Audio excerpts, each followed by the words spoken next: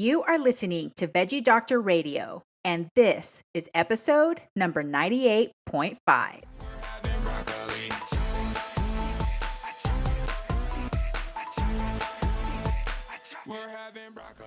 Hey, I'm your host, Dr. Yami. I'm a board-certified pediatrician, certified health and wellness coach, author, and speaker. I'm also a passionate promoter of the power of diet and lifestyle in preventing and reversing chronic disease and bringing joy and longevity into our lives. This podcast is focused on plant-based nutrition, habit formation, motivation, and mindset so that you can have the tools to live the best life possible. Are you ready to get started? Let's do this. We're having broccoli.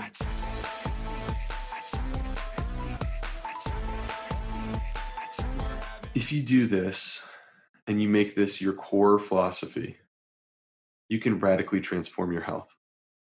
And this could be you as a vegan, whole food plant-based. It could be paleo. It could be anything. Be the standard American diet.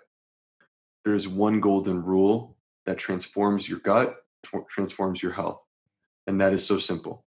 Diversity of plants. Hello, veggie lovers. Welcome back to Veggie Doctor Radio and another amazing episode with Dr. Will Bulsiewicz. He is awesome. You are going to love him. I love him. I can't wait to learn more from him. This episode is super long. I was going to break it up into 2 episodes, but then I thought, nope, let's just add it on as a bonus episode and you're going to have to listen to the whole thing. But even then, there were at least 12 questions that I did not ask him. So he's definitely agreed to come back on the show so that I can ask him even more in-depth, detailed questions about gut health. But before I talk more about Dr. Will and his new book, I want you to know about the salad challenge. If you took part in my salad challenge 2 years ago, well, guess what? It's back and it's going to be even better this time because we're going to extend it and Dr. Will is going to participate, including the plant chicks as well. It's going to be so fun. We're going to have giveaways and it's just going to be a blast. If you want to sign up for the salad challenge to be part of the group that gets all the special recipes and the emails and everything, go to dryami.com/salad challenge. SALADCHALLENGE. It starts Monday, May the 18th. So the sooner you sign up, the better. You also get a little fun PDF that helps you build salads with different categories. So definitely sign up. You can also sign up for my newsletter if you don't want to participate in the salad challenge because you hate salads. I'm just kidding. Who hates salads? You can't hate salads. Salads are amazing. And you know what makes them even more amazing is putting yummy things in them. This is not just like lettuce and tomatoes, okay? These salads are amazing. At one point, when we were doing the salad challenge, Alejandra was weighing all my salads. We were calling them salad babies because we were weighing them on the baby scale. And believe me, they were hearty. They filled me up. I was very satisfied. But if you don't want to be in the salad challenge, you can join my newsletter by texting the word fiber, FIBER, to 66866.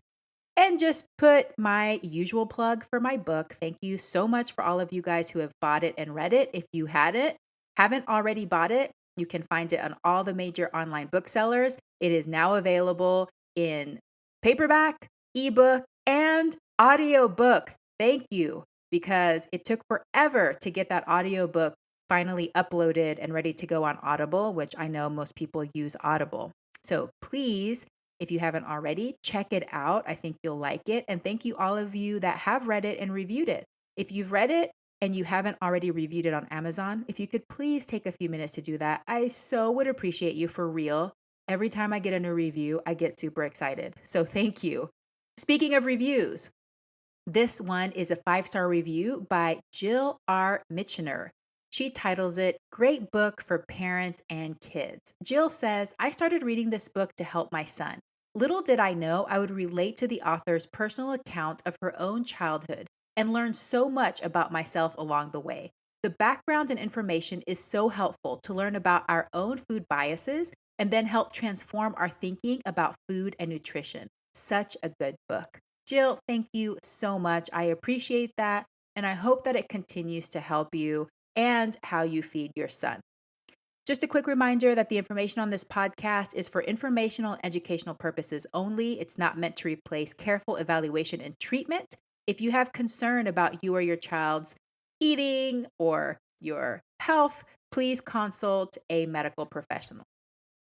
So, Dr. Will Bulsiewicz, MD, MSCI, is a gastroenterologist, internationally recognized gut health expert, and the author of the book Fiber Fueled. He completed a bachelor's degree from Vanderbilt University, a medical degree from Georgetown University, and a master's in clinical investigation from Northwestern University. Bulsiewicz was also the chief medical resident at Northwestern and the chief gastroenterology fellow at UNC, and received the highest award given by both his residency and fellowship. He also completed an epidemiology fellowship at UNC's prestigious Gillings School of Global Public Health. Wow, smart dude, obviously a very hard worker, very dedicated. His book is out now. It is called Fiber Fueled. It's amazing.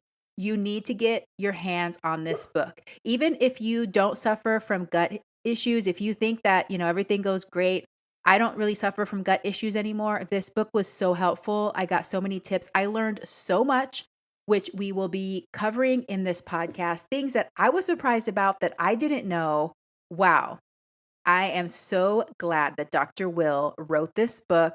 I hope that you love this episode, that you go out and buy his book right away, and you get to hear more from him in the salad challenge. So don't forget, dryami.com/salad challenge begins May the 18th. Hop on board, eat salads with us. It's going to be so fun. Are you ready to hear from Dr. Will? All right, let's do it.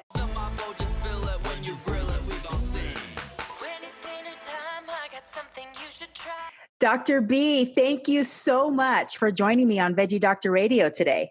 Oh my gosh, Dr. Yami, thank you so much for having me on. It's all my pleasure. So this is great. So cool to connect. Well, I feel so privileged. One of the best things I think about being a podcast host is I get to read books before they're released. Hey. Honestly, that makes me feel like super special because I love reading and I love learning. And I just have to say, your book is incredible. And, I do a lot of reading on nutrition. I love learning about the gut microbiome. But some of the things I read in your book just blew my mind. So things that I definitely did not know before, which is really fun for me. So thank you so much for taking the time to write this book. That's a high honor coming from you. Well, that's amazing. Thanks. No, I love that. And, all I can say is this book was a pure project of passion. Mm-hmm. I don't look at this as a financial transaction by any means. Trust me, I'm not going to be paying off my educational debt with this book. I wish I was.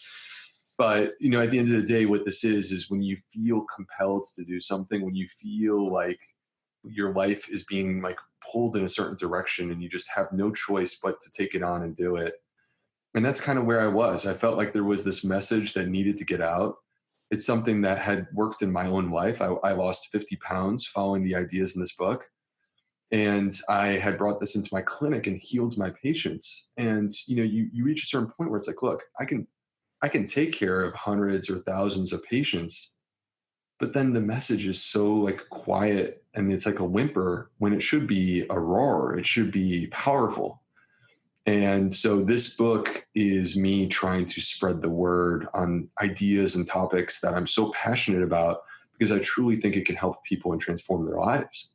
Yeah, no, I can definitely tell when I was reading this book. And that's what I love the most about books like this is that authors are willing to be genuine and authentic and talk about their own transformation and their own experiences. And that's where I want to start. So obviously you have a lot of knowledge and now you have a lot of experience in eating in a way that supports your health and well-being, but you weren't always like that. So you had a very standard American diet, even through residency. Do you think that most doctors, even like super duper smart ones, because we have a lot of smart doctors that give us a lot of information, do you think that a lot of doctors eat this way, eat the standard American diet, and never make the connection between their food and their well-being? The number one cause of death among cardiologists is heart disease. I don't think that most doctors are making this connection, and it's not casting stones at them. It's a product of our educational system, that same educational system that you and I were brought up in, and we worked very hard and dedicated, countless hours, countless weekends and nights to. Mm-hmm. And, the issue is you have to go back to the organization of medical education in the United States, which is that we found ways to take on disease states with pills and procedures. And that was such a novel and powerful idea 50 years ago. And so we invested heavily into that idea of, oh my gosh, if you have this condition, we could potentially reverse it with this pill or procedure, right? And now we sit here and it's 2020 and we realize you're not truly reversing that disease. You're patching it up. Exactly. And it's an artificial sense of accomplishment. And, I sit here and I say, now, everything that I know is showing me that if you really want to truly reverse disease, you have to go to the root of the disease. And the root of the disease is the diet and the lifestyle. Mm-hmm. It's the way that we live in the United States. I was not taught that. I'm a doctor, just like you, but I'm also a human being, just like you. And we are vulnerable to the same mistakes or the same patterns. And, I was raised eating the standard American diet. I think many kids who grew up in the 80s, that's the way that we ate. And I never thought that it was a problem. I was always skinny. I was able to control my weight. I was a great athlete in high school. And, if you don't feel like there's anything wrong with it, it's not like I sit there and thought that having a cheesesteak was good for me. I never thought that a hot dog was good for me, but maybe I didn't think that there was that much of a problem either. Mm-hmm. Until you get to a point in your life where it comes to a head where it's like, look, I feel horrible. I'm exhausted. I've gained 50 pounds. My blood pressure's up and I have anxiety and I need a solution. And for me as a doctor, I couldn't find a real solution until I found this. Until I found the power of a plant-based diet. And at the end of the day, and I would imagine you're the same as me, I'm a scientist. Like, I'm a science guy. If the science is not there, then I can't accept it, right? If a person comes forward with a fantastic study showing that people live longer and are healthier because they eat meat, I would acknowledge it. But that study doesn't exist. That study doesn't exist. Instead, what we have is we have study after study after study showing us the power of a plant-based diet, the power of a plant-based diet. And when I discovered that, I found these studies, I was shocked that I hadn't heard anything about this in my medical education. Mm-hmm. And again, I lost the 50 pounds. I reversed the blood pressure issue. I got rid of my anxiety problem. I got my energy back. Writing this book exemplifies everything that I'm made capable of by eating a plant-based diet. I'm 40 years old. I'm a dad. I got kids. I invest my time into my family. I'm not cutting that. And I wrote this book at 5 a.m.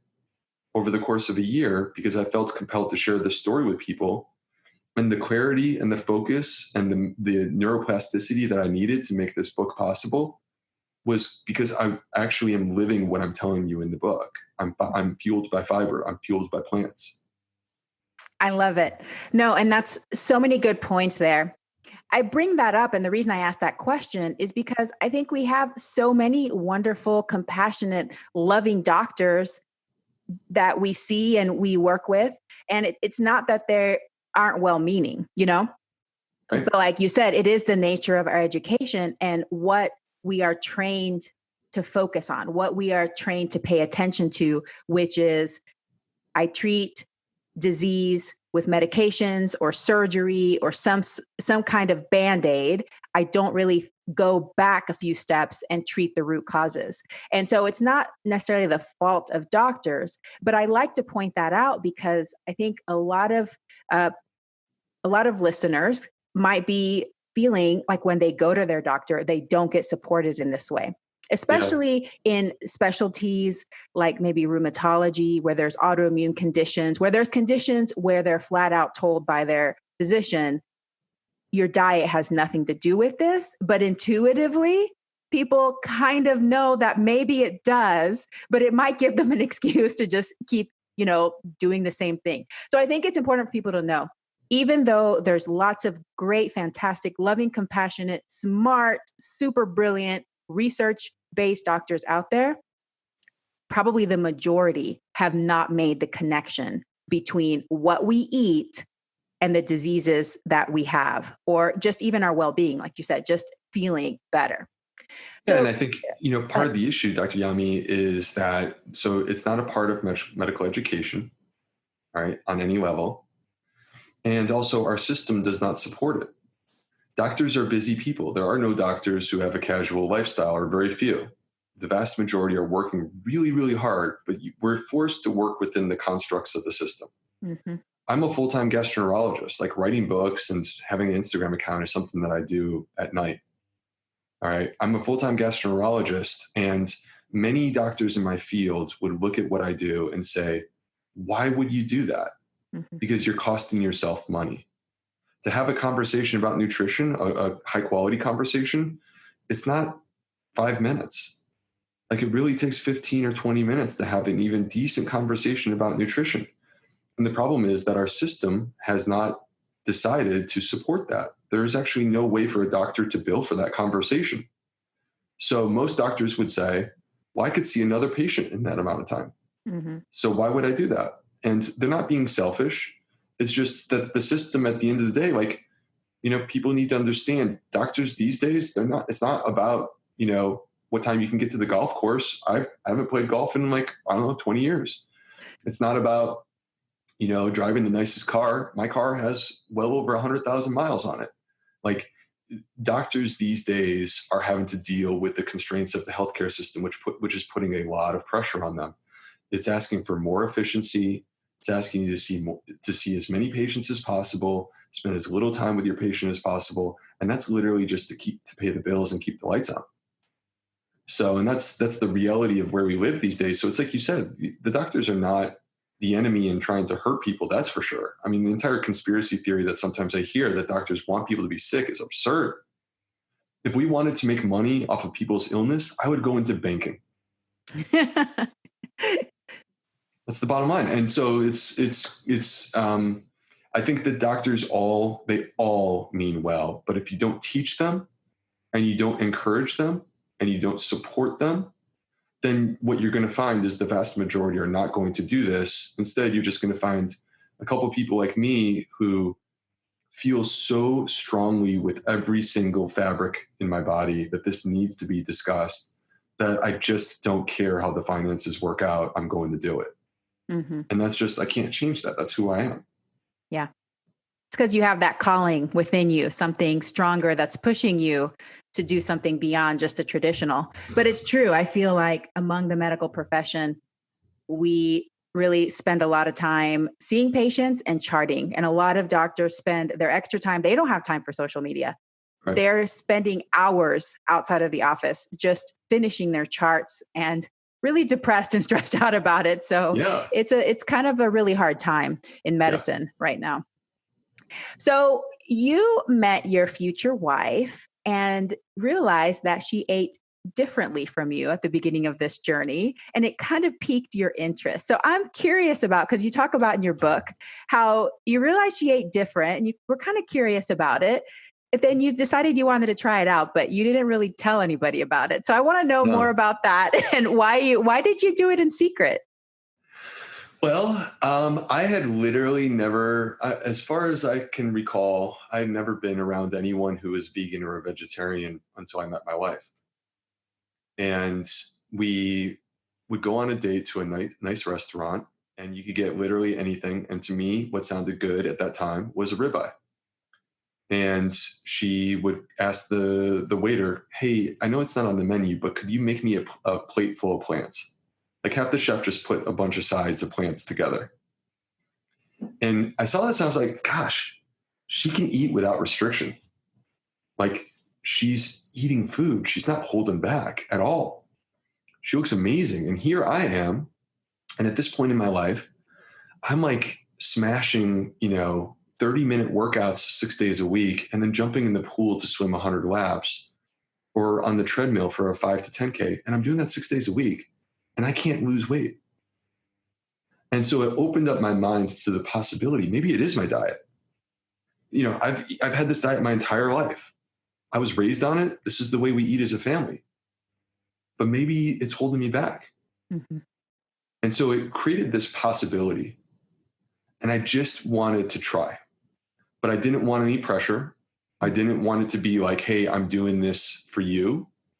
Like, we were just going on some dates, right? We were just getting to know each other. I didn't know she would turn into my wife. I just wanted to try this out. And I started with a really simple, small substitution. For me, this entire journey, it was a journey. It was not a decision and then a cannonball into the pool. And so I started with making a smoothie for dinner.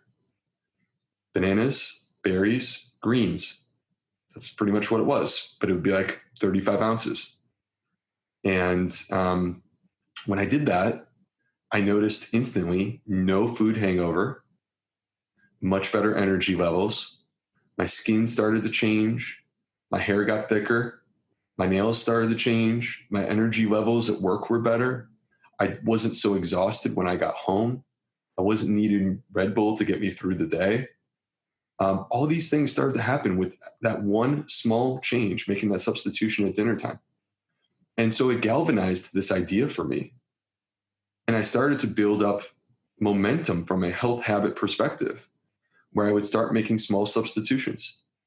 Drop the soda, put in water or some kombucha.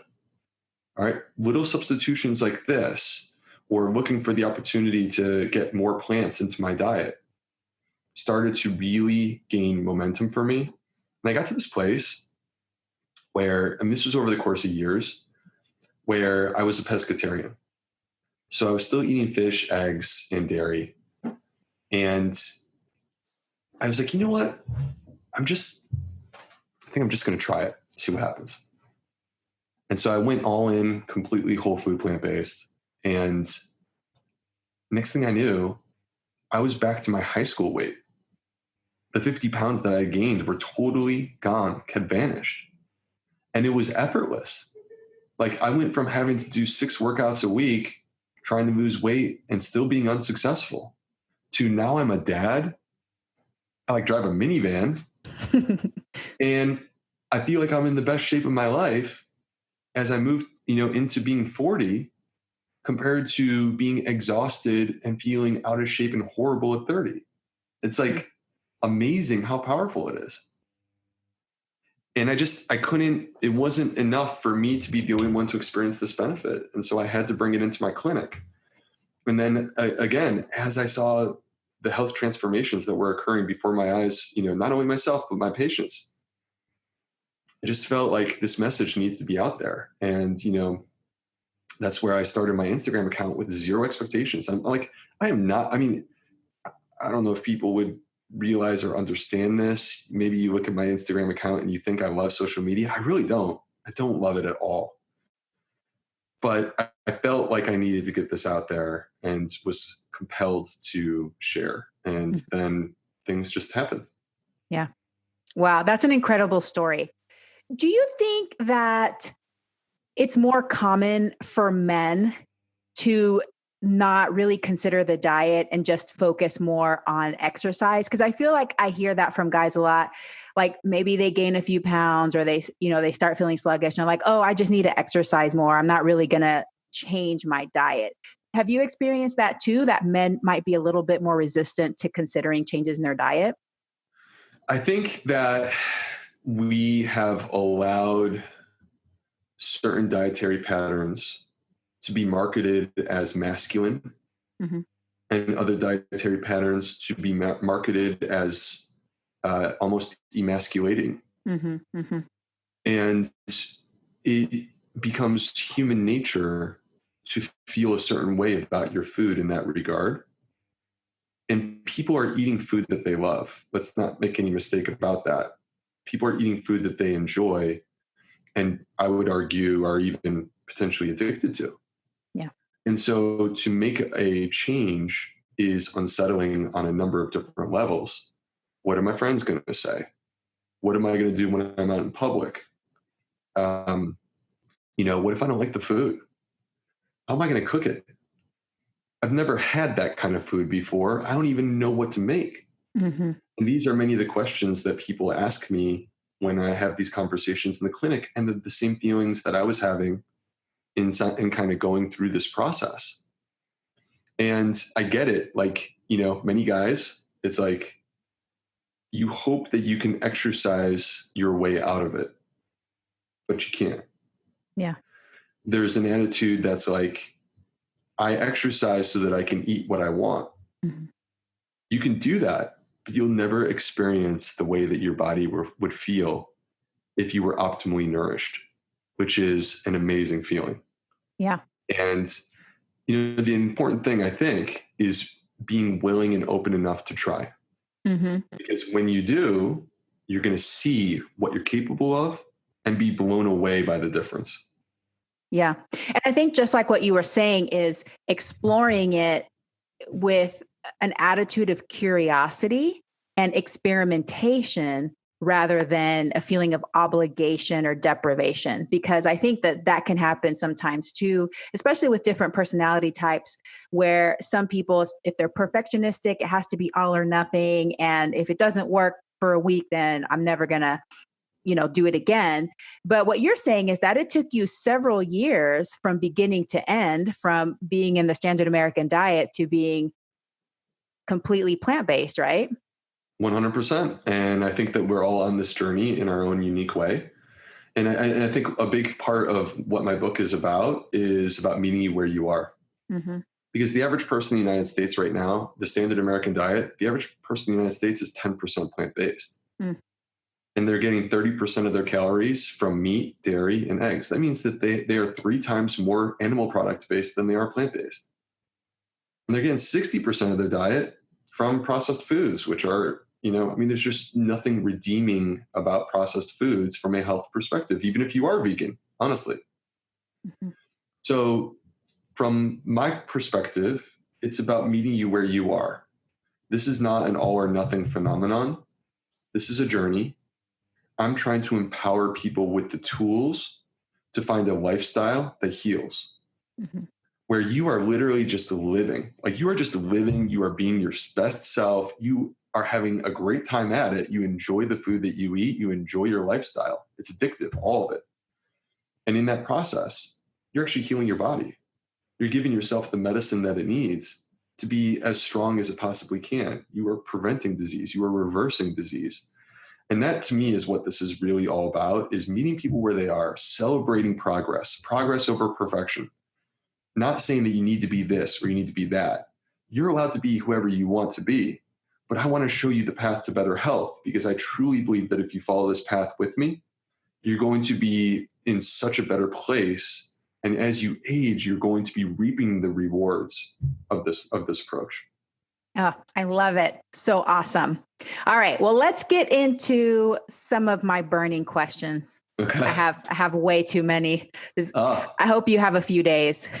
I'm ready. Just Let's kidding. roll. Okay. So one of the things that I talk a lot about, because I'm a pediatrician, is constipation. So constipation, as you know, being a GI doctor, and as I know, being a pediatrician, is really common in the United States. And so we talk about, increasing fiber and getting off milk and those kinds of things. But have you encountered people that are actually eating a plant-based diet, but still suffer from constipation?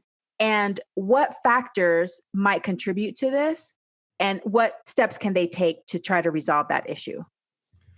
So I am, and I continue to be shocked by the burden of constipation in the United States. And it's amazing how powerful it can be. Mm-hmm. Let me tell you, the number one cause of gas and bloating that I see in my clinic by far is constipation. The number one cause of gas and bloating. Yes, it can present where you are straining to have a bowel movement and struggling to have a bowel movement, or go several days at a time without a bowel movement. Constipation can also present with nausea, the rejection of food, the loss of appetite. I've seen it present with acid reflux. It's quite common for me to have a patient come in and say, "Doc, I'm having acid reflux, nausea, not really hungry, a lot of gas and bloating." I already know what it is. And many times they'll tell me that they're pooping every single day. Mm-hmm. Or in some cases, they're having diarrhea. And it's quite fascinating. Most people don't realize you could poop every single day and be completely constipated. And that's because you're not really evacuating. You could have diarrhea, and the reason why you're having diarrhea is because you actually have stool that's backed up. And the only thing they can get through is the liquid. And we call that overflow. So there are all these different ways that constipation can present. What's causing our constipation in the United States? I honestly think that it's alteration and changes to the gut microbiome. And that's because our gut microbiome is deeply intertwined with our biorhythm. In fact, our gut microbiome is deeply intertwined with 90% of the serotonin in the body.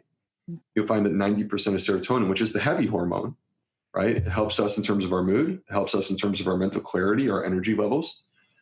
90% of serotonin is actually produced in the gut. And the reason why is because that's the rhythm. That sets the rhythm for motility of the gut. And that's intertwined again with our gut microbiome. I think that this is where most of this is coming from.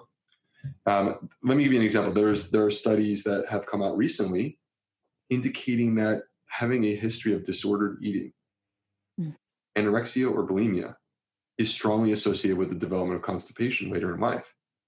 Most people don't realize how common these conditions are. They're incredibly common. And I feel like our culture is making them even more common. Oh, yeah.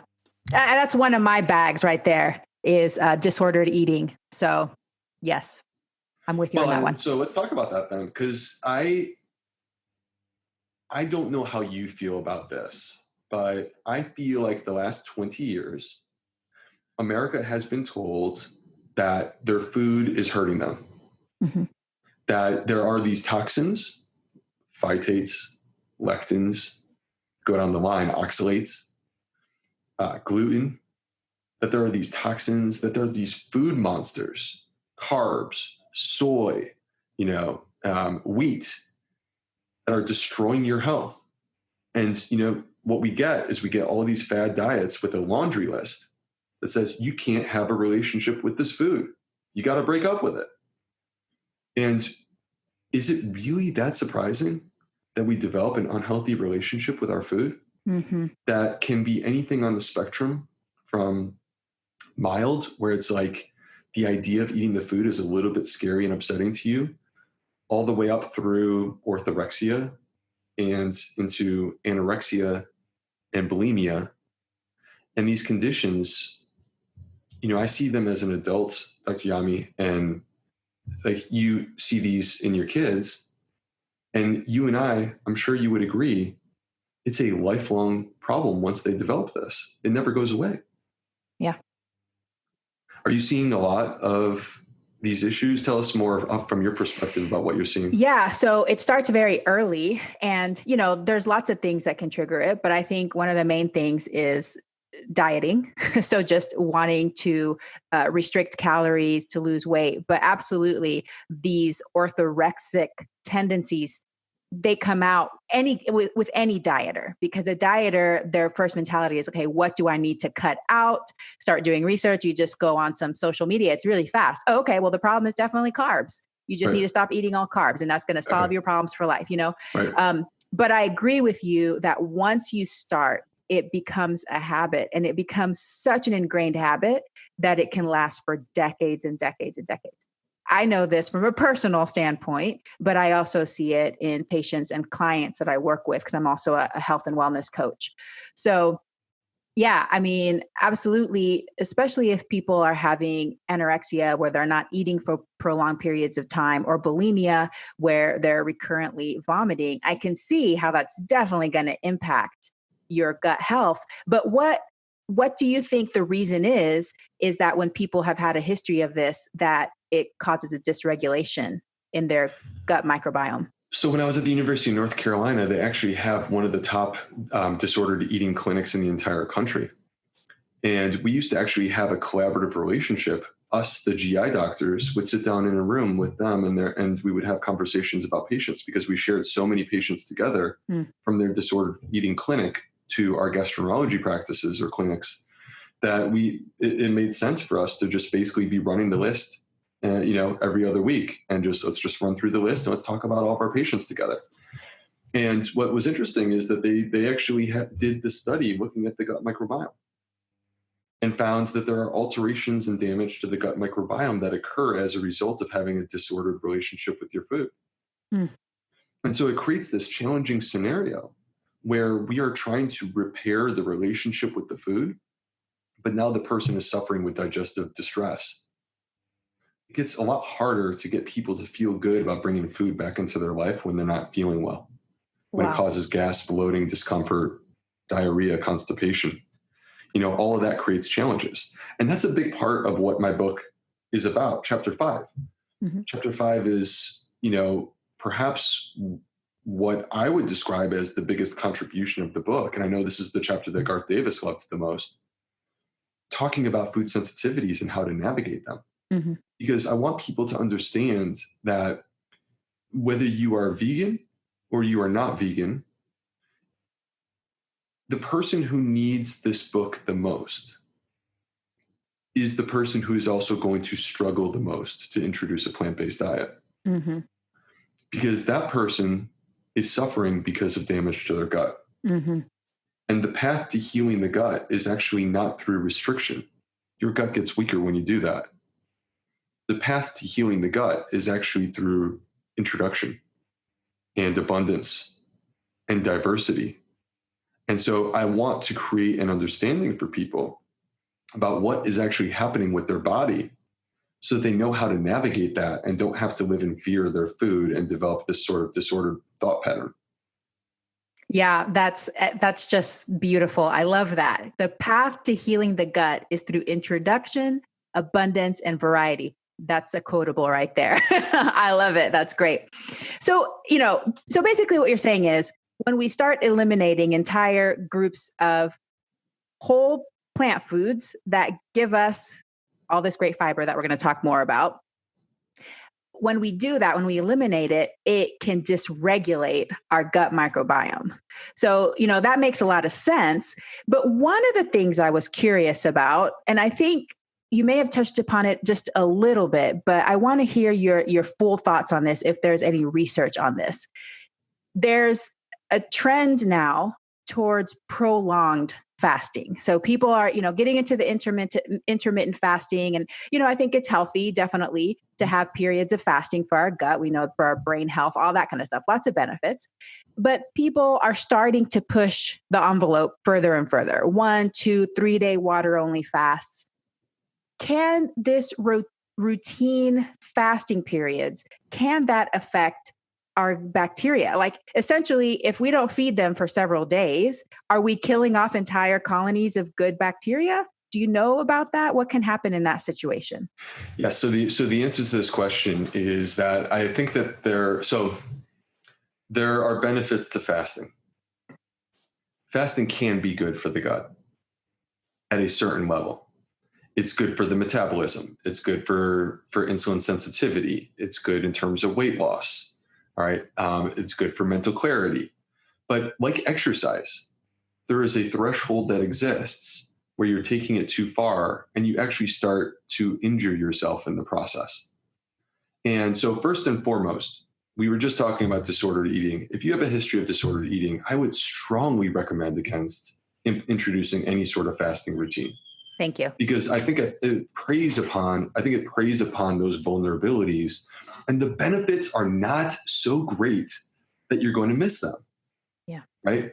If you have a history of disordered eating, your emphasis needs to be on introduction of foods, on abundance and a variety. That is way more powerful than any fasting routine. Right? Fasting is such a small player by comparison.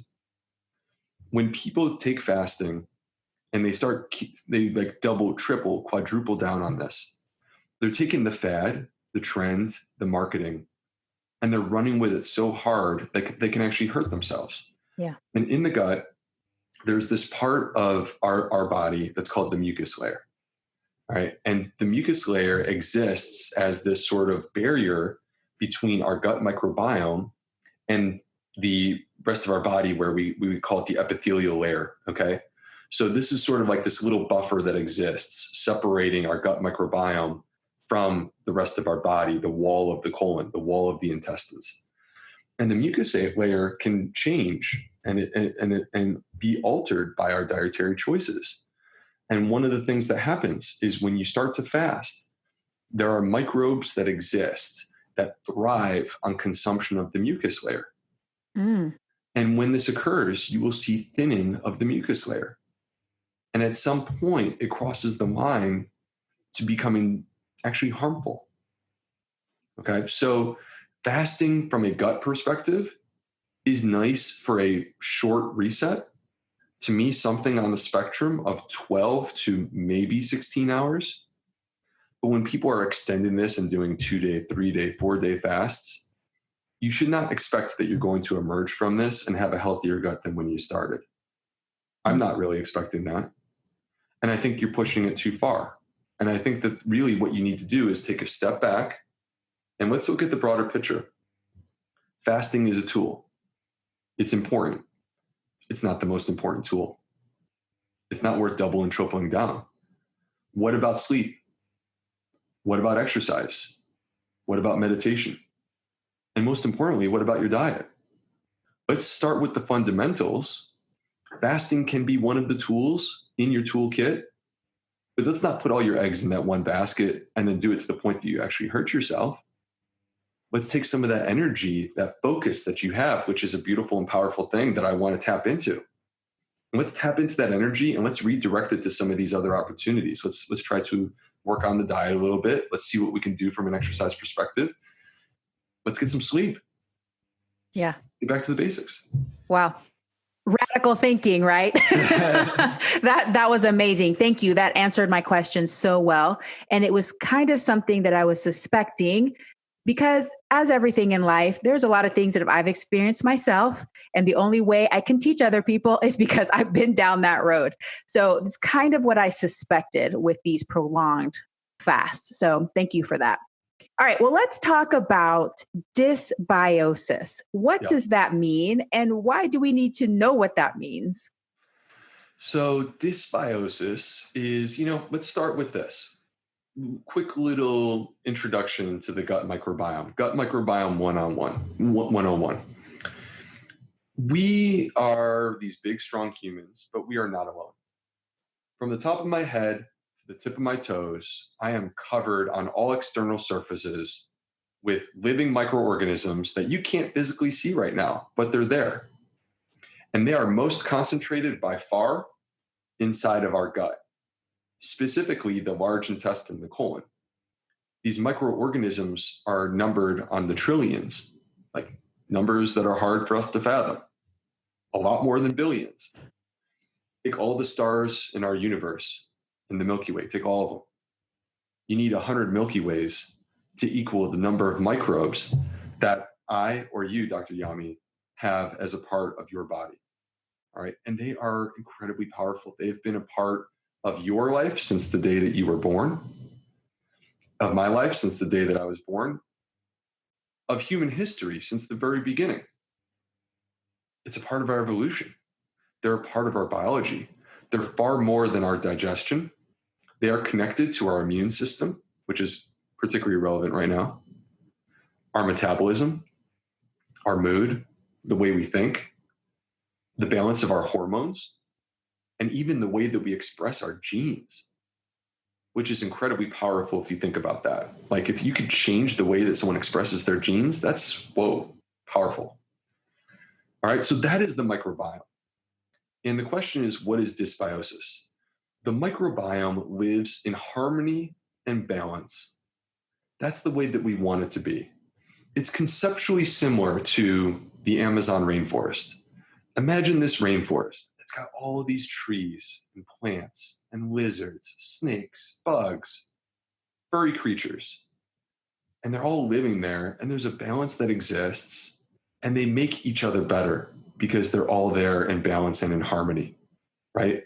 And when we destroy species, when we destroy trees, we lose stability within that forest. The forest is not as strong anymore. It's far more vulnerable. And then it starts to cave to that pressure and it starts to fall apart. That's what happens in the Amazon rainforest. The Amazon rainforest is an ecosystem. Our gut microbiome is an ecosystem. It's hard to imagine because you can't see it, but it's just as much of an ecosystem as the Amazon rainforest. So the same rules are actually completely true. It's about harmony. It's about balance. And when I'm saying that, what I'm referring to is the word eubiosis, EU biosis. The opposite of eubiosis is dysbiosis. Dysbiosis is when you lose harmony, when you lose balance, less good guys, more bad guys.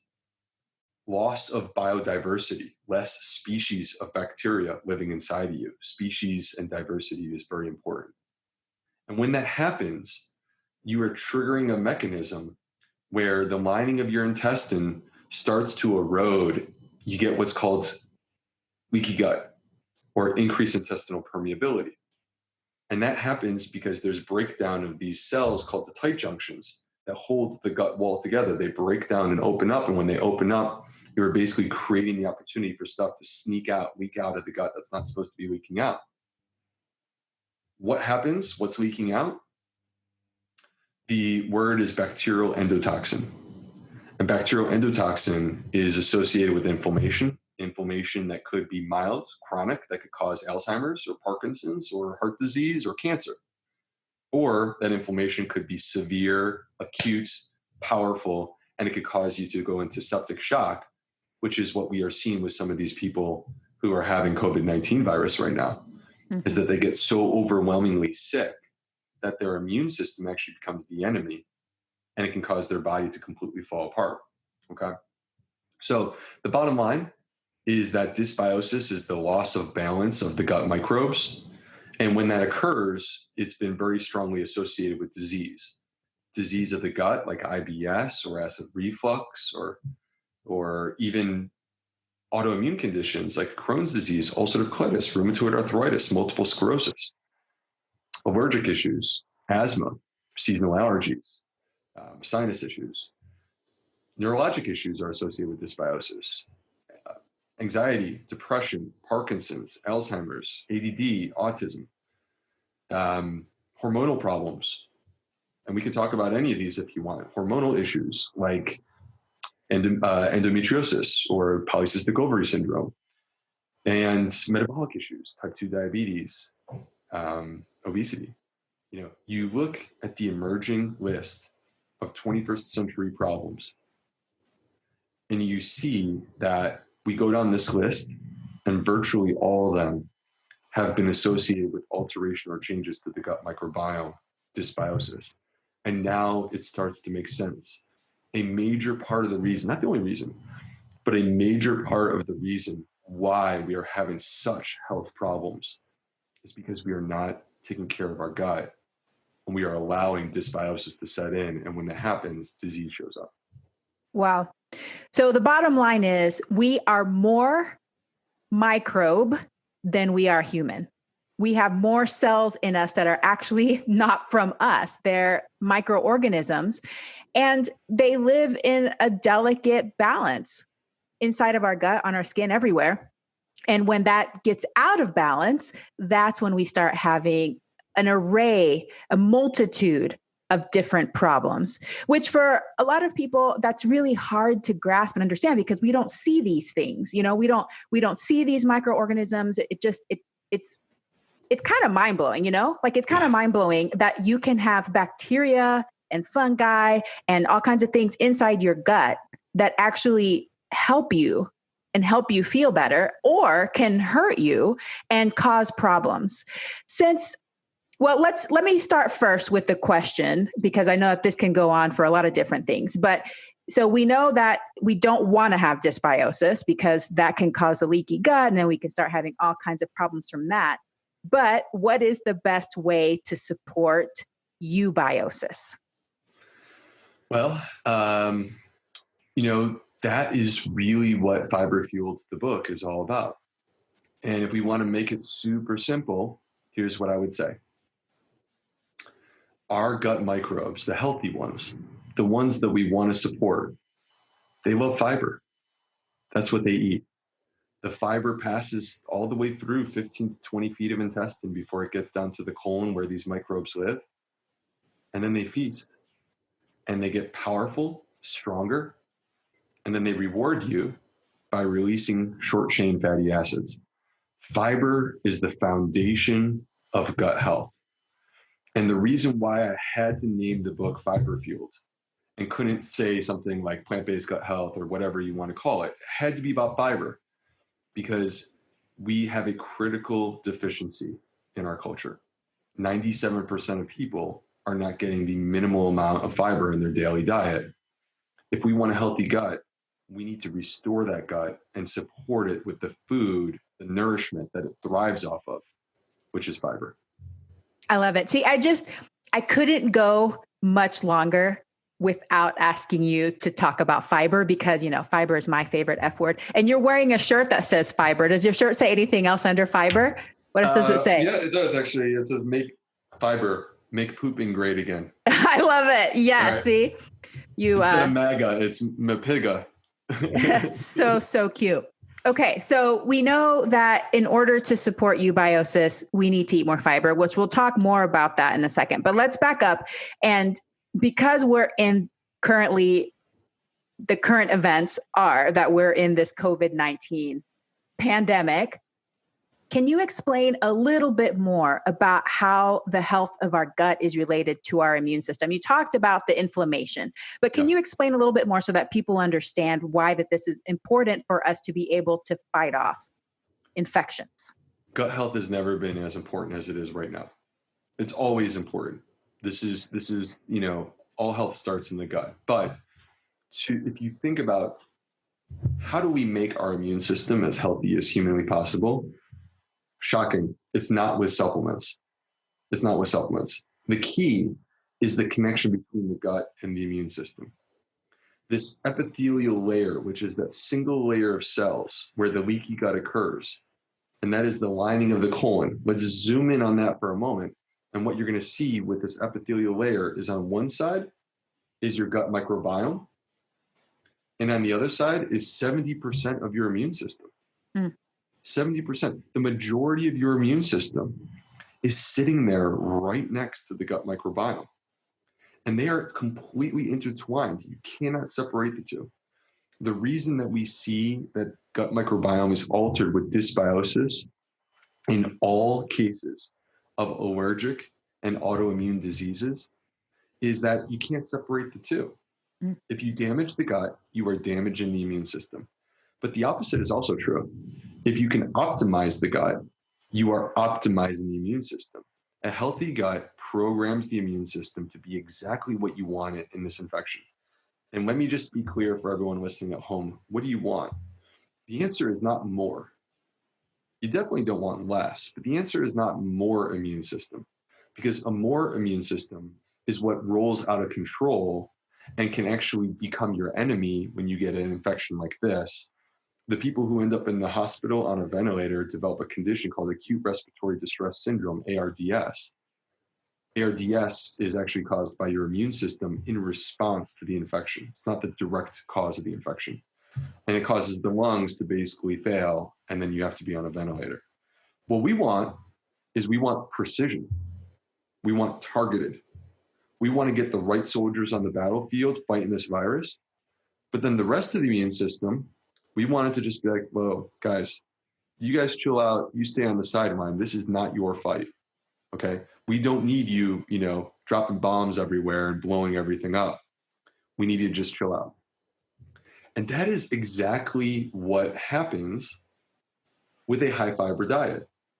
There was a study that was done where they looked at a high fiber diet versus a low fiber diet. And by the way, this is in an animal model. And by no means am I saying that I love animal research, just to be completely clear. I'm just sharing with you what the study showed. And high fiber diet versus a low fiber diet among mice that were infected with influenza, a respiratory virus.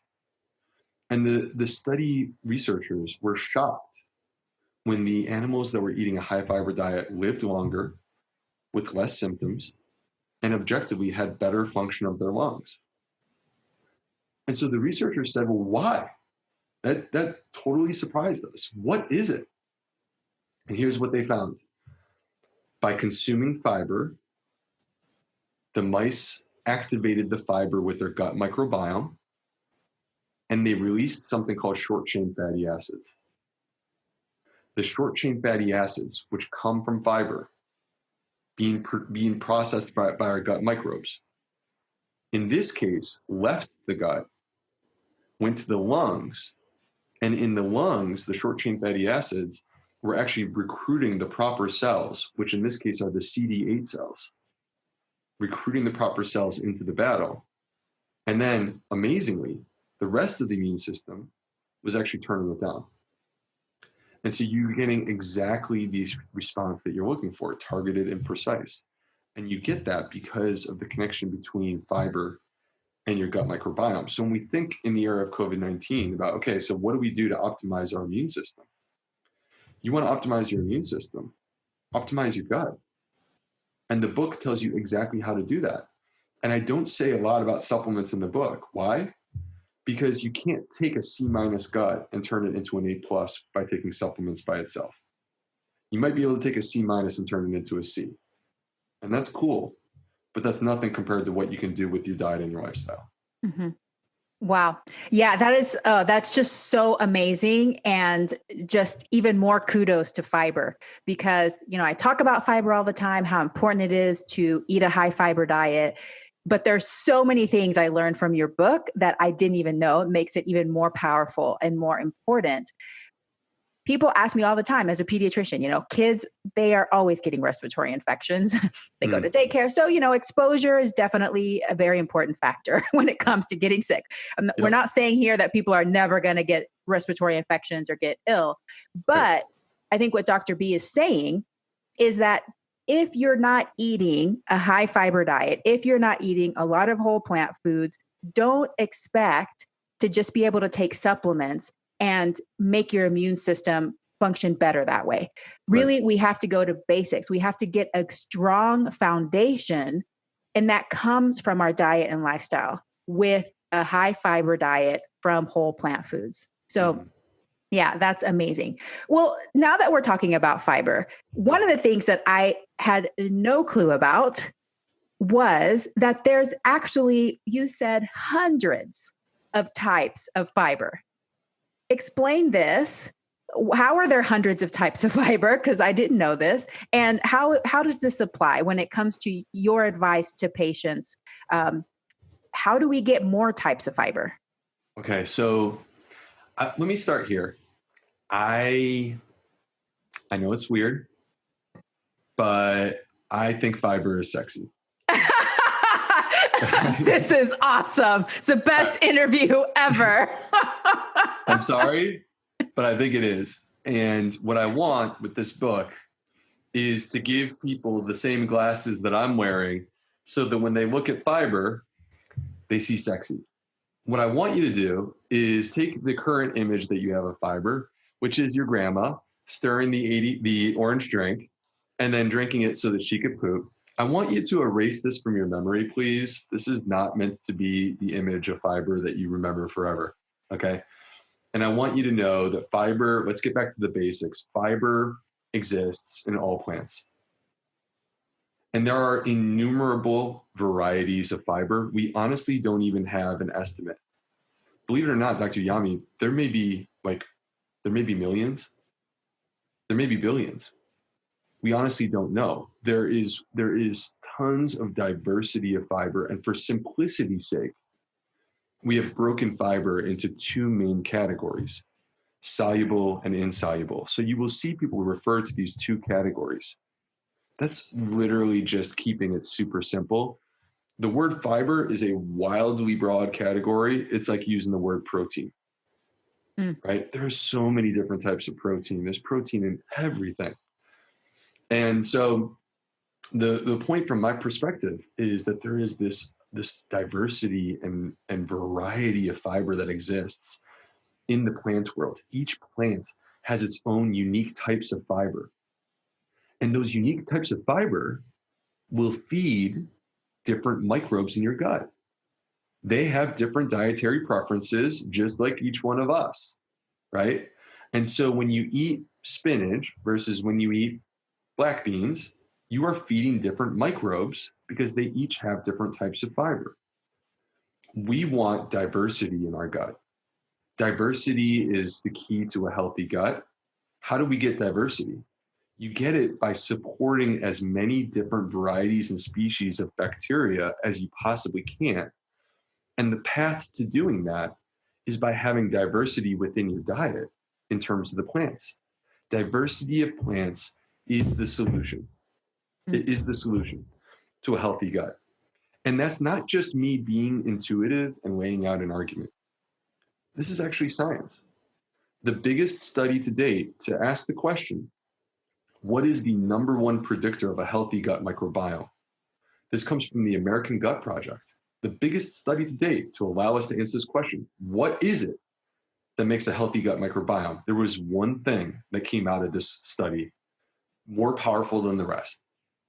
The diversity of plants in your diet was the single greatest predictor of a healthy gut microbiome. And so from my perspective, we need to shift our thinking. And I don't care if you are 100% whole food, plant-based, no oil, and you're eating that diet, or you are someone who is at 10% and you're eating the standard American diet like I was a few years ago. Either way, it is so simple for us to introduce this into our routine, diversity of plants. I'll give you a quick example. By the way, I would love to hear about how you do dietary diversity in your household. I'm going to give you a quick example for us. We're human. We eat normal meals like any other family. Sometimes we don't want to spend 30 minutes cooking. So sometimes it's pasta and tomato sauce. So we will get organic whole wheat pasta and we'll get our tomato sauce. That is 2 plants. But what we'll do is we'll jazz it up. Onions, garlic, mushrooms, sometimes some zucchini, and then hit it with the fresh herbs, basil, parsley, oregano. And it was almost no effort. And you just went with a dish from two plants to where so easily you were up to 7, 8, 9 different plants. And not only is it effortless, it is better for your gut and it's better for your taste buds. It tastes better. Mm-hmm. So it's a winning combination.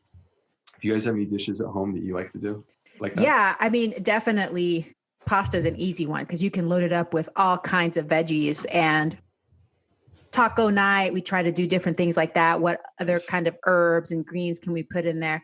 But that's actually a question I had for you is what does diversity mean? Because I feel like just like any family, you settle into your favorites, And I have to say that one of my biggest,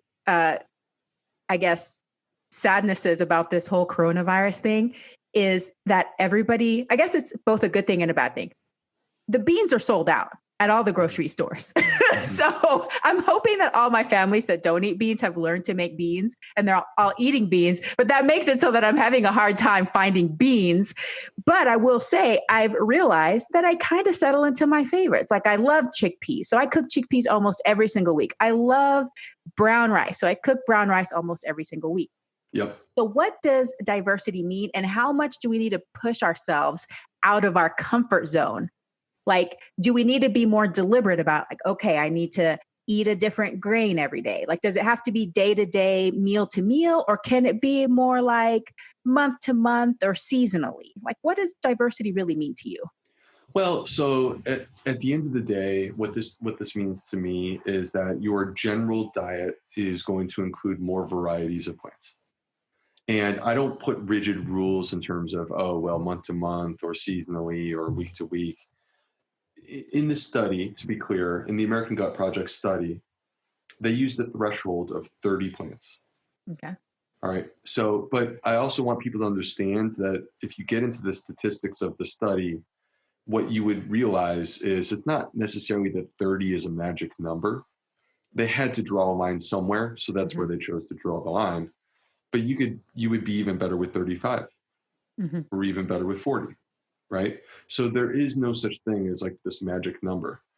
To me, this is a pervasive idea. This is a foundational idea for me from a dietary perspective.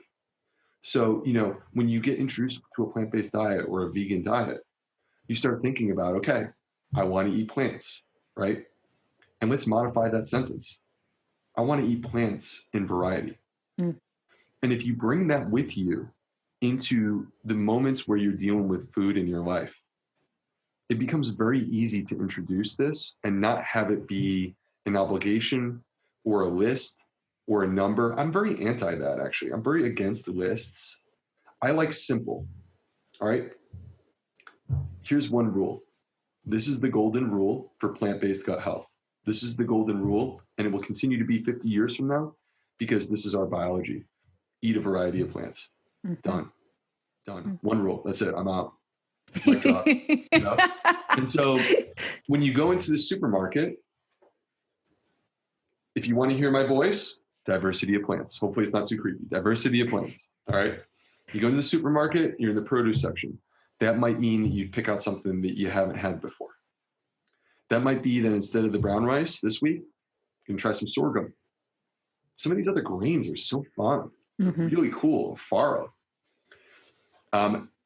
It may be that you're making your chili and you're going to be making your chili and it's going to be a crock pot thing. And you go, you know what? Normally I just get the kidney beans. This time I'm going to get the kidney beans, the black beans, and what the heck? I'll throw some chickpeas in there. All right. So you're thinking about it in the supermarket. You're thinking about it at the salad bar. For me, when I'm at the salad bar, it's so easy. If it's a plant, it's in there. And it's just a question of how much. Right. And you do it to your taste or to what you're able to tolerate from a gut perspective.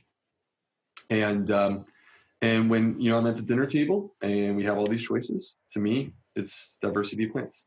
So if you make this a foundational idea, it's just so simple. Diversity of plants can deliver. And I don't worry about counting grams of fiber, and I don't keep a list of plants. You can do that. But I do with every meal think, how can I jazz this up just a little bit more and get an extra 1, 2, or 3 plants? But yeah, and I like how whenever you're talking about making a meal, you're thinking not just about the grains and the beans, but how can I also add herbs and spices? Because that counts too, right? They're so good. They're so good. I mean, yes, they 100% count too. And what's beautiful about those foods, herbs and spices, is that the part of the plant that tastes good is also a phytochemical that heals. And that's something that's naturally embedded in our food. Plants have beautiful colors. Those beautiful colors are because of the phytochemicals that heal. And when you think about the healing power of plants, the medicinal nature of these foods that exists, it's fiber, it's the phytochemicals, and then the other part that people don't realize is that the plant has a microbiome too. And And there's actually probiotics that live on the plant and that may interact with your body too. And all of those things are there and powerful and designed to heal. That's awesome. Yeah. And whenever you brought up the comment about the phytochemicals, it reminds me of how that's analogous to what you're talking about fiber, is that there's so many different phytochemicals, so many different antioxidants. It's not just like one or two or a handful. There's so many. And so we can increase the diversity of those by eating a diversity of plants as well. So it kind of goes hand in hand. It's such a simple approach, and it works for plant protein, right? So people who criticize plant protein will say, oh, well, that protein's not complete. Mm-hmm. Last time I checked, no one is eating just one plant all day long, right? Everyone is eating in diversity. And there was a study that just came out in the American Journal of Nutrition that showed that that's the key. Diversity of the plants is the key to having the appropriate protein in your diet. And plant protein, as I laid out in the book in Fiber Fueled, is so much healthier for you anyway. Yeah. So, so you're exactly right. Whether it's phytochemicals or fiber or protein, the key is that when you consume a diversity, what you're getting the strengths of every single one of those foods. And you don't have to worry about the weaknesses because you're not overeating one thing. You're eating everything in a balance. And that's leading to better gut health. But honestly, that's leading to better health throughout the entire body. Yeah. Oh, I love that. That's beautiful. And one of the things we've done recently, not just for environmental sustainability and to support local business, but also to push myself out of my comfort zone when it comes to including a diversity of plants, is I subscribe to a local produce box. So it's organic, and then they bring me, things that are seasonal. And there's some stuff in there that I'm like, I'm not sure how to cook it. And it makes me a little bit uncomfortable because I have to look it up and be like, okay, what do I do with this? But it is pushing us to try things that we don't usually try just because I'm used to it and it's easy and I know exactly what to do with it. So I think that's another thing that people can try too, if they need just like a little push, is, there's lots of different services now that even deliver nationwide that will introduce you to plants that maybe you've never had before. I love that. And, it's interesting because there are literally, most people would never realize this, there are literally 300,000 edible plants on the planet. 300,000. But our food supply, our food system has really whittled that down to the point that most people don't have access to even 50. Yeah. And so it's nice when you can find something new because, gosh, isn't life about exploration and trying new things and tickling the tongue and just kind of seeing what happens? And, that's part of what I made sure that my recipe guide, which is the Fiber Fueled 4 weeks, over 70 recipes, weekly shopping lists, the entire program. I mean, basically it is the program. But I wanted to make sure that included a variety of flavors. So it's not just diversity of plants. It's like you're taking a culinary tour around the world and trying all these beautiful flavors from Ethiopia and India and Thailand and Vietnam. And they're all beautiful in their own way and can tickle the tongue because they're all so different. Yeah. And this is good for kids too. This is what I talk about in my book. And as a pediatrician, is when it comes to children accepting foods, it really is about exposing them and being consistent with exposing them to a variety of foods. So that is how kids learn to accept new foods, is repetition, consistency, repetition, consistent, just keep doing it. And so if they grow up in a family that this is the habit, we're going to eat a variety of plants, we're going to try new things, we're going to be open to it, they're more likely to accept that for their lifelong habit too. They're not going to be afraid to try a new plant, try a different bean. It's already going to be part of something that they do. But do you have any tips any tips for your house of how you get your kids to try new plants and to get that diversity? Is there any little tricks that you have?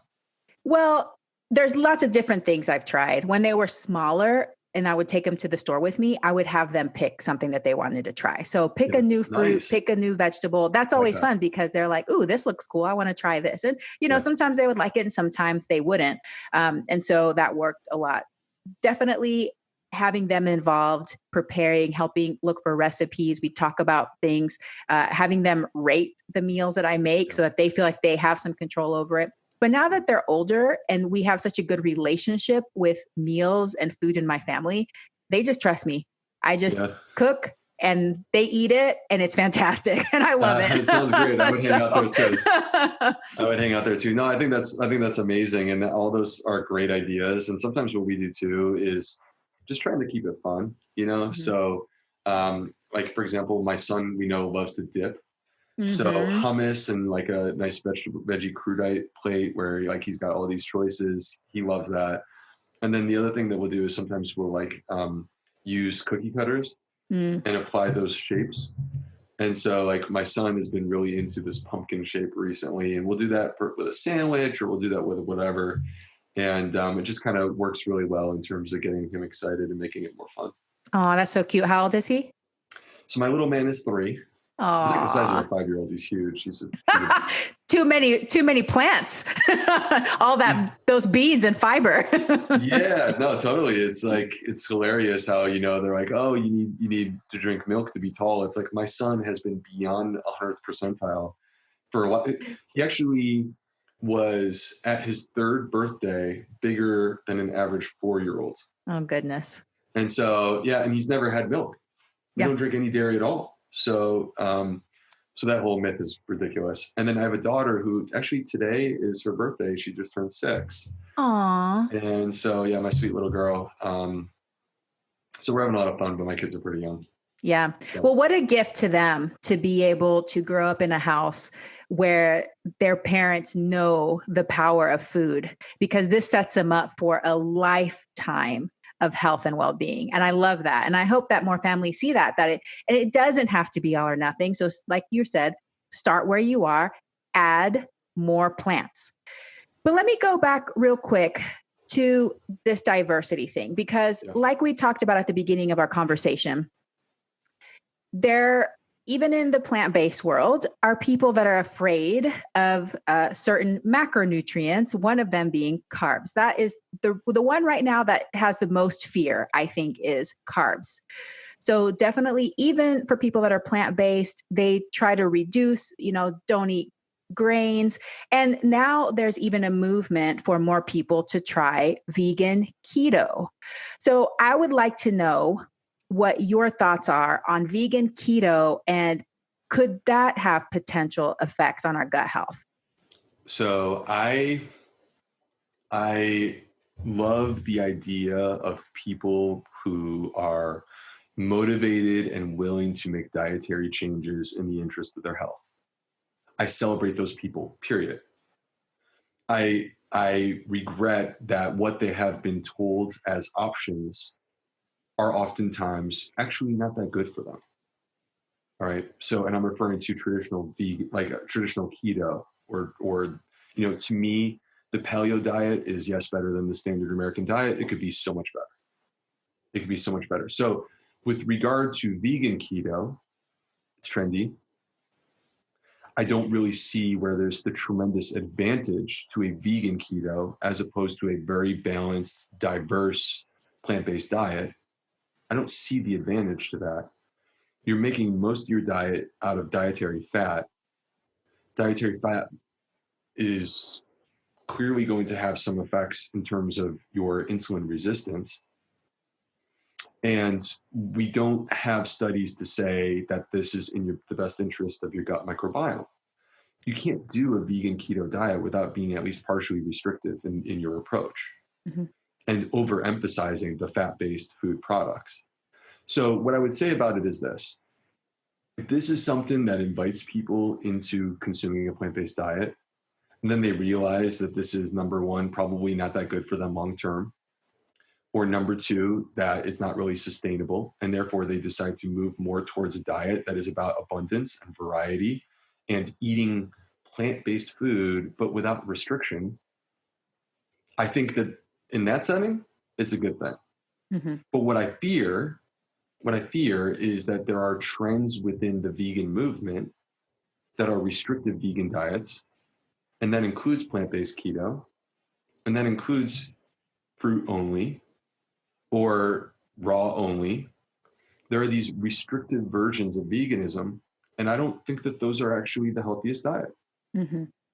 So, and I feel like when people follow these paths where it's like, I'm going to do a restricted vegan keto, or I'm going to do a restricted paleo keto, no beans, no legumes, no whole grains, I feel like they're setting themselves up for failure. And unfortunately, many times what you see is because these are trends and not necessarily scientifically validated approaches, what you see is that this is being done by like influencers on social media, and then they don't feel well, and then they bail on veganism altogether and say it's the carbs that are the problem. Mm-hmm. The carbs are not the problem. The carbs are actually the solution. And the book, Fiber Fuels, my book, it lays out why that is the case. And when you restrict yourself of, an entire macronutrient, you're actually causing harm to your body. Yeah. So I feel like some of these ideas are misguided. And some of them are that we're just trying to hop on the hype train and get people moving in this direction. Mm-hmm. I get it, but how are we going to get people here and also give them the tools necessary to thrive? Because I truly believe that people will thrive on a plant-based diet. Yeah. And I don't care whether you are 70, 80, 90, 100%. For me, 100%, I feel like I reversed aging. But at the end of the day, I just want to take people and move them in this direction, and let's all get there together. And then I really, truly believe that people are going to find that they feel so much better, they're going to want to keep going. Yeah.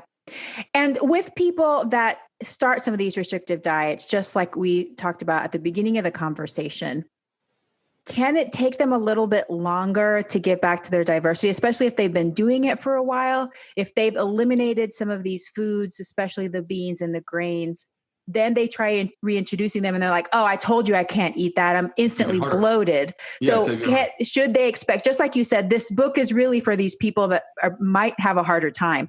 Should they expect that when they start to reintroduce these foods again, that it's going to take them a little bit longer to readapt to them? I want people to think about the gut like it's a muscle. So what that means is, number one, it can be trained. Number two, it can get stronger. Number three, if you don't use it, you lose it. Number four, in the process of training your gut, it is going to require some work. And it won't necessarily always be easy. Mm-hmm. And number five, if you do way more than your body is capable of handling all at once, you're going to hurt yourself, right? If I go in the gym and triple up my normal amount of weight and try to lift that, I'm actually going to hurt myself, right? The same is true with your gut. If you take legumes or grains out, if you don't use it, you lose it. Your gut is getting weaker with regard to your ability to process legumes and grains. But if you can meet your gut where it is, it's like rehab, all right? If my arm is in a cast for 6 months, you're going to take that cast off, and I'm going to have the scrawny arm. And it's not going to be capable of lifting the normal amount of weight that I'm used to lifting when I go to the gym. But if I have the patience and I understand the path, I can go to the gym and I can start off with an appropriate amount of weight, which may be 2.5 pounds. And I can lift that weight, and next week I'll come back and do 5. And then the week after that, I might be up to 10. And you build your strength back up. It can be retrained, and it can be fortified and strengthened to get your gut back to where it used to be. But you have to understand that you have to go low, you have to go slow, you have to allow your gut, like a muscle, to build up strength over the course of time. And you need to recognize that just like training in the gym, there's some days that you're sore. And you got to embrace that and say, this is part of the process of building up and strengthening my gut, instead of looking at it like, oh my gosh, I can't tolerate this. I need to bail and not do this anymore. Yeah. Again, when you bail, your gut gets weaker. Yeah. Oh no, I love that analogy. I've never heard anybody say it that way, but it makes perfect sense to me, because I feel like that happens so much people have been eliminating stuff, eliminating all these things. They try to reintroduce it. It goes bad. And they're like, I told you. And then they stop. And Right. the problem just perpetuates itself. So that's perfect. And in That's your the book, person obviously. coming off a keto diet. I mean, Yeah. that's the person coming off a keto diet where basically it's like they improve their blood sugar artificially by eliminating carbs, which is conceptually similar to having a bum knee and saying, I'm not going to walk, right? Mm-hmm. So they eliminate the carbs, their blood sugar artificially improves, and then they reintroduce carbs and their blood sugar spikes. And the reason why it spikes is because actually they made their insulin resistance worse in the process of doing the ketogenic diet because of all the fat. So, to me, I want people to understand it's the result of the diet that puts you in this position. And we have a process to work through to get you there. And that's what the book is about. I love it. All right, really briefly, because I'm like pushing it here, but you're just so good. Okay, can you tell us briefly the difference between prebiotics, probiotics, and postbiotics, and who benefits from supplementing prebiotics? All right. Prebiotics, probiotics, and postbiotics. It's an entire chapter in the book. So, one sentence, I'm joking. All right. Prebiotics are food for the microbes. Probiotics are the living microbes. When you take a probiotic, it's in a capsule, but inside of us, we have probiotics. They're already there. Postbiotics are what is produced by these microbes when you feed them the prebiotics. You can't produce the postbiotics, which, by the way, are the healthy part. Like at the end of the day, this is literally all people don't realize. It's not about probiotics. It's not about prebiotics. It's about postbiotics. That's what it is all about. It is about what the bacteria actually produce that heals our body. And you can't produce the postbiotics if you don't have the prebiotics. You could have all the probiotics in the world. You could have all the bacteria in the world. But if you don't feed them with the right fiber, then they can't make the postbiotics. You got to give them the goods to actually make it for you. So the prebiotic supplement, who benefits? If you come to see me in my clinic, I'm going to tell you right now, there is almost a 100% chance that I'm going to recommend prebiotics. All right. And I'm a huge believer. I actually don't take a probiotic myself, just to put that into perspective. I'm happy to elaborate on that if you want me to, but I don't take a probiotic. I actually take multiple prebiotics. I do it every day. And I eat a 100% whole food plant-based diet. And the reason why I do this is because I have my diet, I have my diversity, but I also am targeting my gut microbiome with the prebiotics. And I have noticed a difference, not to be too graphic, but I've noticed a difference in my bowel movements. It is what it is. I love it. No, and I love how in your book you talk about these blissful bowel movements. I love it. I mean, it's just really, especially for me, I suffered from constipation for over 30 years of my life. So I know what a blissful bowel movement is, and I love it. So that's great. Okay, well, thank you. I know that I pushed you to simplify that a little bit. And for listeners that want more detail on the prebiotics and all, because you talk about a lot of different prebiotics in your book. So definitely go and get a copy of Fiber Fueled if you're interested in learning more about that. But basically what you're saying is that pretty much everybody can benefit from taking a prebiotic. I honestly believe that. Awesome. Okay, well, we are winding down here. I have so many more questions, so it's too bad I can't interview you for days. But I want to know what you wish more people knew. I wish that people knew the incredible power of short-chain fatty acids. We touched on them earlier in the interview when we were talking about the viral infection and trying to optimize the immune system. They optimize our immune system. They lower our cholesterol. They reverse diabetes. They actually are the thing that makes us feel full when we eat a meal. That way we don't overeat. So they contribute to having a healthy weight. They actually prevent cancer, like directly. They are able to prevent cancer. They're good for our heart. They're good for our brain. They cross the blood-brain barrier. The bottom line is that I think that we should stop wasting our time talking about the supposed villains of nutrition like lectins and phytates and gluten. Stop wasting our time fixating on those, and let's fixate on getting more of the good stuff.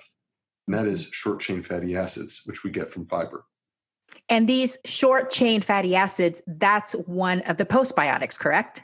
They're one of the postbiotics. Yep. And you get them from fiber. And there's literally an entire chapter in the book where I talk about not only do they heal the gut, you want to reverse leaky gut? This is the solution. Short chain fatty acids. You want to reverse leaky gut? This is the solution. But it goes beyond the gut. They spread throughout the entire body. They get into the bloodstream. They go all the way up to the brain, and they can contribute to brain health, to heart health, to metabolic health, to immune health, hormonal health, all the way down the line. So fascinating and so incredible. Well, what personal habit are you most proud of? How did you develop it and how do you maintain it? Oh, wow. Gosh. So I have to say, I mean, I guess we led the show and we're coming full circle here.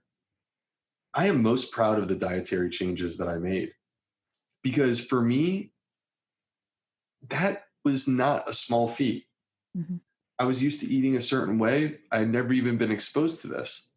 And to discover this and follow that piece of string and end up in a place where I lose 50 pounds and feel like, 10 years younger, even though I've aged 10 years, and bring it into my clinic. And then to strangely be here on this call with you as an advocate for plant-based gut health is incredible. And I'm a big planner. Like I always have a 5-year plan and think I know what's going to happen.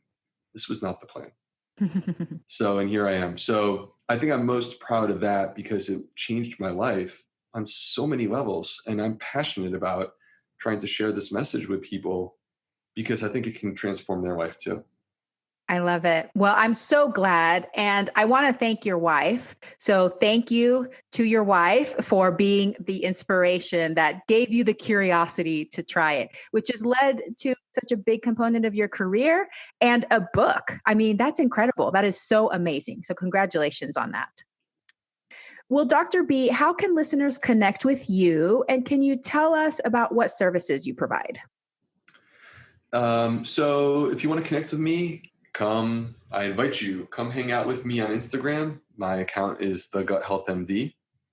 I have a website. It's called theplantfedgut.com. If you go there, you will find my COVID-19 resource kit. You will also find my Science of Fiber Fueled, essentially it's the Science Manifesto. I believe in transparency of references. You will get every single reference from my book. You will also get an introduction to research. I want people to have some of the tools to kind of understand the thought process behind how I came to finding these 600 references. So all of that is on my website. I have a community with me, the Plant Fed Posse. And so you can sign up for my email list. You'll get all that information. Awesome. What And do I then, do? Sorry. oh, no, I was going to say, where do you practice and do you have space for more patients in your clinic? So I'm in a traditional gastroenterology practice in Charleston, South Carolina. I would love to create the way for me to connect with people one-on-one in the future. And I'm looking at ways to potentially do that. But in the interim, beyond the book, if you feel compelled to continue to connect with me, I have a course that I'm building. And the course is going to be launching this summer. It's really meant to be for my own patients. It's like, I wish that I had hours to sit down and have coffee with my patients and have these long conversations and break it all down and teach them everything they need to know. That's what this course is. And we're currently in the second version of beta testing it. And I've been like absolutely blown away by the results that we're getting from the people who are enrolled in the course. So if you want that next level, that's where to start right now. And then perhaps in the future, I will be able to do more one-on-one type stuff, but that's something I'm working out. Awesome. Thank you so much. Okay. Before we say goodbye, a tearful goodbye, can you please provide us with one call to action for the week? What can my listeners do this week to improve their lives? If you do this and you make this your core philosophy, you can radically transform your health. And this could be you as a vegan, whole food, plant-based. It could be paleo. It could be anything. It could be the standard American diet. There's one golden rule that transforms your gut and it transforms your health. And that is so simple: diversity of plants. If you make that your foundational principle and you apply it to your life, you will radically transform your health. And it doesn't have to be that complicated. It can be this simple. All right. Dr. B has told you, increase the diversity of plants that you eat. I love it. So simple, so incredibly important. Well, this has been fantastic. And I really hope that I can have you back on again. I don't know if someday you're going to be like so famous that you're not going to have time to be on my podcast, but I would love to invite you back because I literally have still another page of questions. So thank you. Thank you so much for your time. I really appreciate you, appreciate everything that you're doing to help other people feel better, live longer, and have the life that they desire. So I really appreciate you. I appreciate you, Dr. Yami. Thank you so much for having me on. I love everything that you're doing. I love what you stand for. And it's my honor to be on your show. And I would be honored to come back on the show if you invite me back. So thank you so much.